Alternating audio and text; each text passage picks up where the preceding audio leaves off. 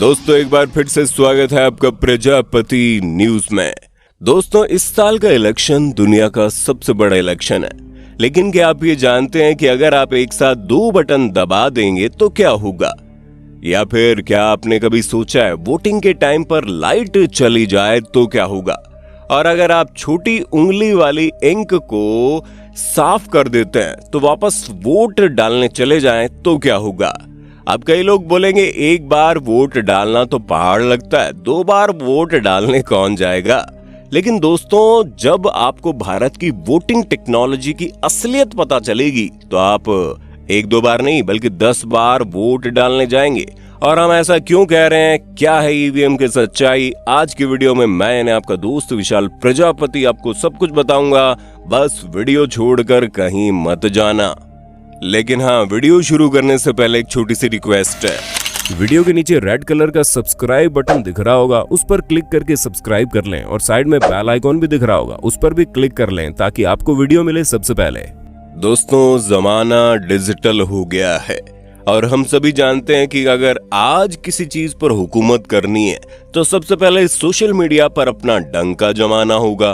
और ऐसा ही कुछ इस बार पॉलिटिकल पार्टीज ने भी किया है। फिर चाहे वो मोदी जी हो या फिर राहुल गांधी, हर कोई सोशल मीडिया पर उतरकर लोगों से वोट मांग रहा है।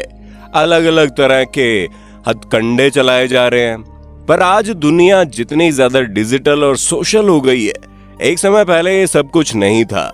जहां पहले बैलेट पेपर पर वोटिंग होती थी, जहां एक स्लिप दी जाती थी, उस पर अपना स्टाम्प मारकर वोट करना होता था। लेकिन दिक्कत ये थी कि अगर स्टाम्प थोड़ा सा भी ऊपर नीचे हो गया तो वो वोट इनवैलिड हो जाता था।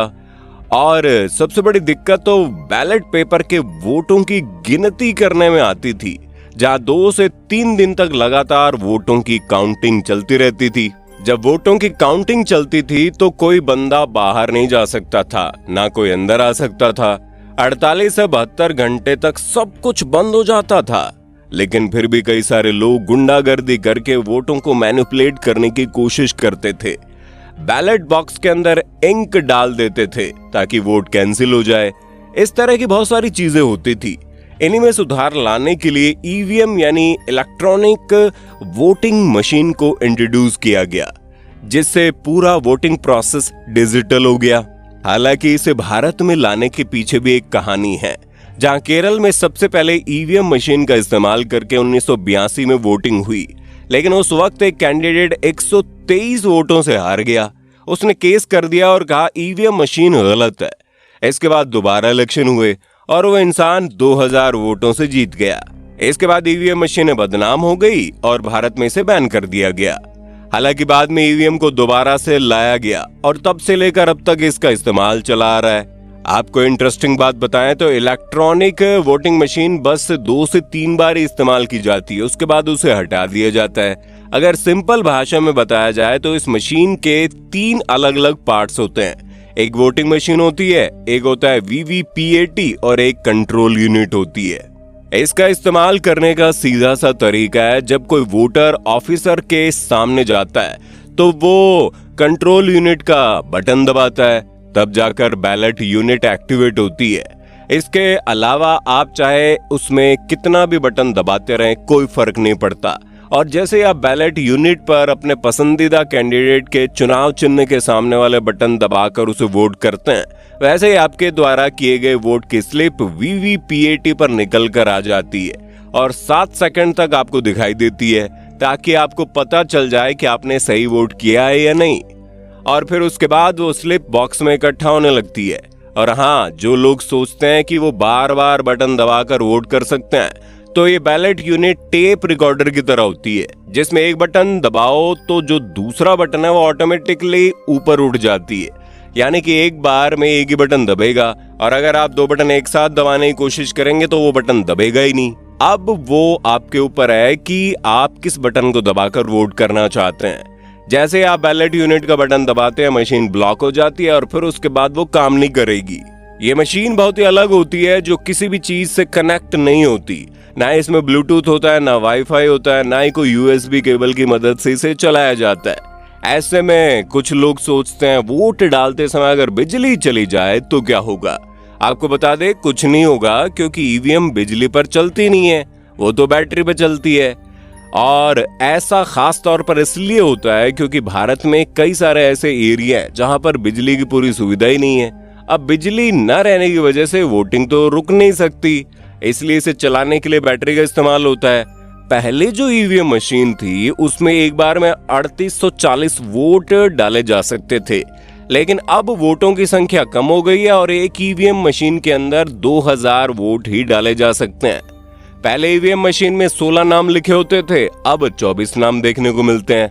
अगर ईवीएम की कीमत के बारे में बात करें तो बैलेट यूनिट 8000 रुपए की आती है, कंट्रोल यूनिट की कीमत 10,000 है और वीवीपीएटी सबसे महंगा है जिसकी कीमत है 16,000 रुपए।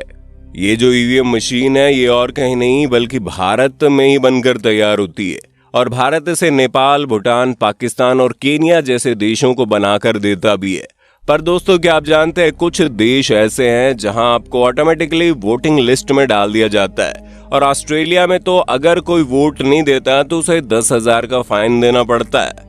दोस्तों भारत में वैसे तो कई सारी टेक्नोलॉजीज चलती है, लेकिन वोटिंग के लिए biometric based voter ID card का इस्तेमाल किया जाता है ताकि फ्रॉड को पकड़ा जा सके।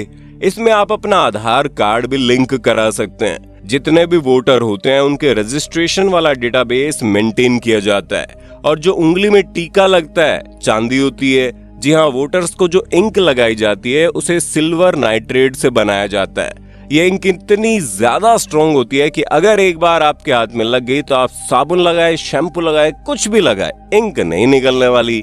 हर साल करोड़ों रुपए की ये इंक खरीदी जाती है ताकि वोटिंग के दौरान इस्तेमाल में लाई जा सके, जो अपने आप में काफी दिनों तक धीरे धीरे निकलती है।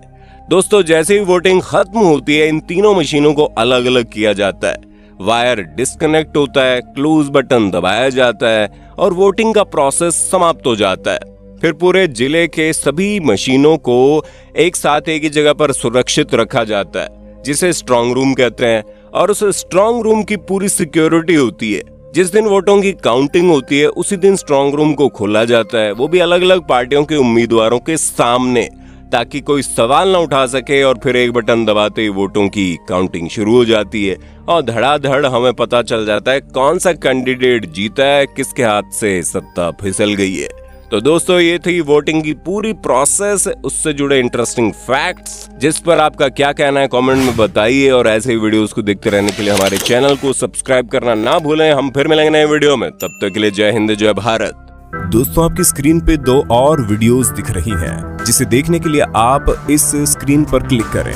दोनों देखिएगा, बहुत अच्छी वीडियो बनी है।